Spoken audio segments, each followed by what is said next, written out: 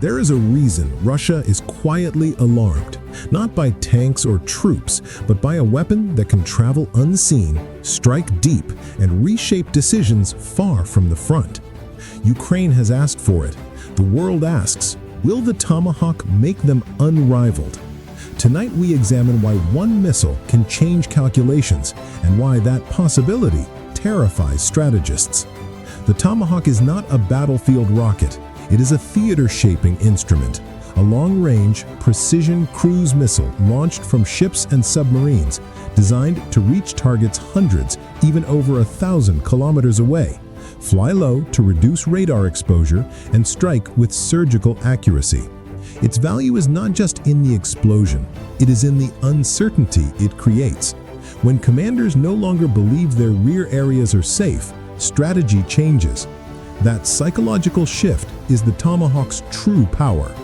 Born during the Cold War to strike hardened targets without risking pilots, Tomahawk evolved through iterative upgrades. Early models delivered range and accuracy. Later blocks added in-flight retasking, two-way data links, improved navigation, anti-jamming resilience, and even maritime strike options. Modern variants can be reprogrammed mid-flight, loiter for new orders, and in some configurations threaten moving ships or hardened command nodes. Each upgrade didn't merely improve performance, it broadened what planners could threaten. Tomahawk combines GPS, inertial navigation, terrain contour guidance, and secure data links. Launched from a vertical cell or torpedo tube, it climbs and then flies low, following terrain to reduce radar exposure. Commanders can retarget it during flight.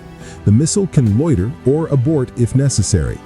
Advanced blocks include hardened navigation and anti-jamming tech, making electronic suppression less effective.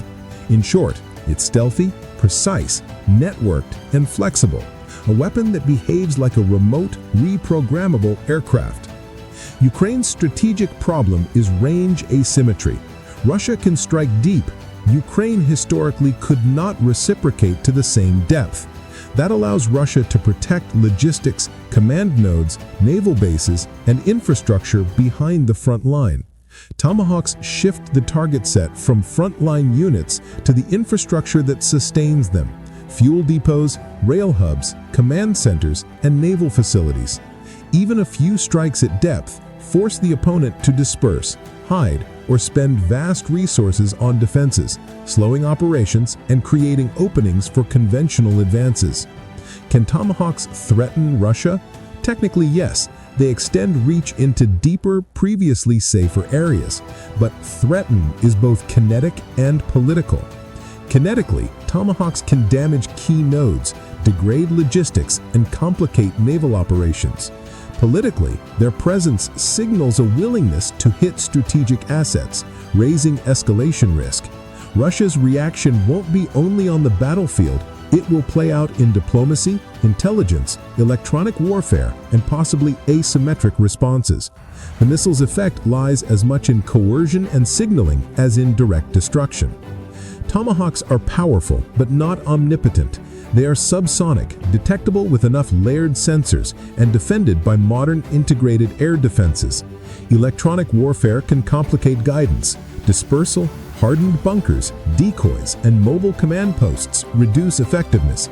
Logistics and production constraints also limit how many can be supplied and how rapidly. Politically, transferring such long-range strike weapons raises escalation thresholds. Suppliers must weigh strategic benefit against the risk of wider confrontation. In short, Tomahawks shift the battlefield, but they do not guarantee victory on their own. The political cost is real. Giving Tomahawks to a frontline partner is not merely an arms transfer, it is a change in the threshold of acceptable targets. It potentially opens strikes into territories that one side considers its homeland or vital naval bastions. That alters deterrence relationships. The defender must respond with stronger air defenses, more aggressive countermeasures, or diplomatic pressure to avoid being targeted. The very announcement of potential deliveries often triggers strategic recalibration long before any missile flies. Operationally, even a limited Tomahawk capability forces an adversary to divert resources, move headquarters underground, fragment logistics chains, reroute critical supplies, and increase anti-ship and coastal defenses. Those defensive shifts slow offensives, reduce tempo, and grant the defender operational breathing room. In many conflicts, tempo and initiative decide outcomes. By introducing existential risk to rear areas, Tomahawks can blunt momentum and create windows for diplomatic or military leverage. So, will Tomahawks make Ukraine unrivaled or decisively win the war? No single system does that. Tomahawks can be a force multiplier. They influence decisions, degrade key capabilities, and create strategic dilemmas for an adversary. But success depends on integration, intelligence to pick targets, platforms to launch, protection of launch assets, and political will. Alone, they won't topple a large military power, but integrated into a broader campaign, they can meaningfully tip the balance in specific corridors of conflict. The Tomahawk is a strategic tool that turns distance from a shield into a vulnerability.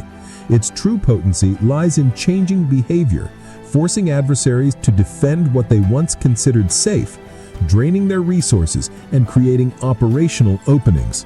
Whether these missiles reach Ukraine and how they would be used will shape not only battlefields, but alliances and escalation politics for years to come.